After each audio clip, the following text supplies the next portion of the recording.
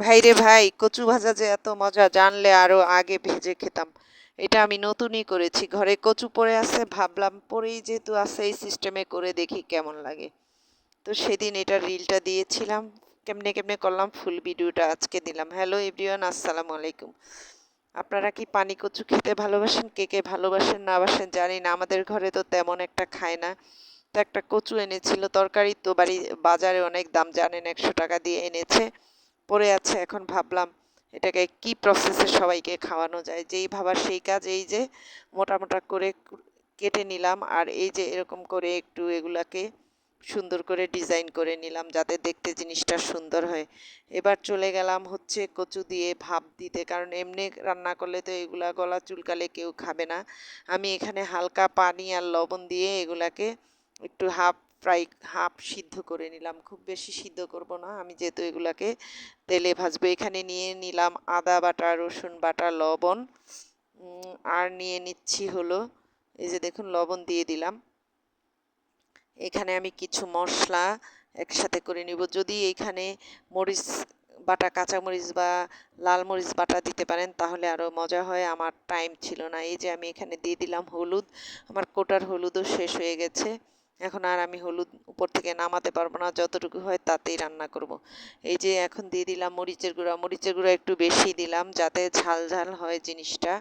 আর যেহেতু আমার হলুদ এখন কম আছে এই জন্য আরও আমি একটু বাড়িয়ে দিলাম। এবার আমি এগুলাকে হাত দিয়ে প্রত্যেকটা পিসে এই মশলাটা মাখিয়ে নিব। তো আমি যেই বাটিতে মশলাটা নিয়েছিলাম সেটাতে মাখানো যাচ্ছে না, আমি অন্য একটা বাটিতে ট্রান্সফার করে নিলাম। এগুলাকে এই যে ভাপ থেকে আমি ইয়ে করেছি, ছেঁকে একটা অন্য বাটিতে নিয়ে নিয়েছি। এই যে দেখুন হাত দিয়ে কিভাবে মাখাচ্ছি। হাত দিয়ে মাখিয়ে আপনারা ইচ্ছা করলে এটাকে কিছুক্ষণ রেখে দিতে পারেন। আর লেবুর রস হাতের কাছে থাকলে দিয়ে দিবেন। আমার লেবু ছিল ফ্রিজে, অনেকটা আলসামি করেই আনি নাই।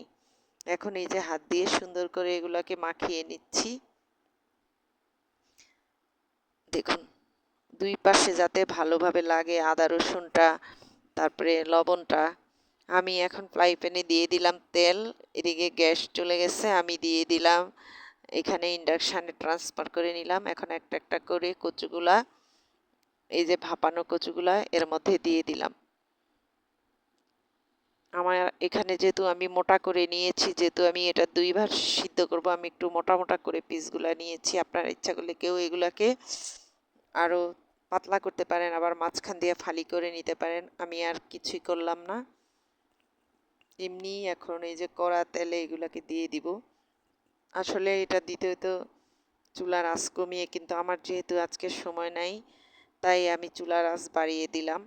এখন এক পৃষ্ঠা হয়ে গেছে, এই যে দেখুন কেমন লাল লাল পোড়া পোড়া হয়েছে।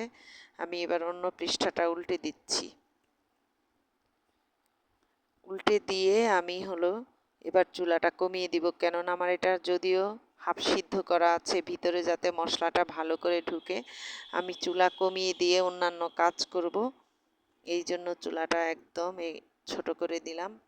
কমিয়ে দিয়ে ইচ্ছা করলে এখানে কেউ ঢাকা দিয়ে দিতে পারেন, ঢাকা দিয়ে দিলে আরও ভালো করে মজে যাবে জিনিসটা। এইটা আমার ছোট বেবি খেতে গিয়ে বলল যে অনেক টেস্টি হয়েছে, ছেলে মজা করে খেলো, ওর বাবাও, আমিও। আসলে আমরা সবাই ফেলে দেওয়া প্রায় কচু হয়ে গেছিল, সেই কচুই এত মজা করে খেলাম বলার বাইরে। এখন আমি কিছু কাঁচা পেঁয়াজ মোটা মোটা করে এই যে উপরে ছড়িয়ে দিলাম, যাতে পেঁয়াজগুলা নরম হয়ে যায়। যে কোনো খাবারে আপনি যদি এমনি পেঁয়াজ ভাজা করে দেন সেই খাবারটাই অনেক টেস্টি হয়ে যায়।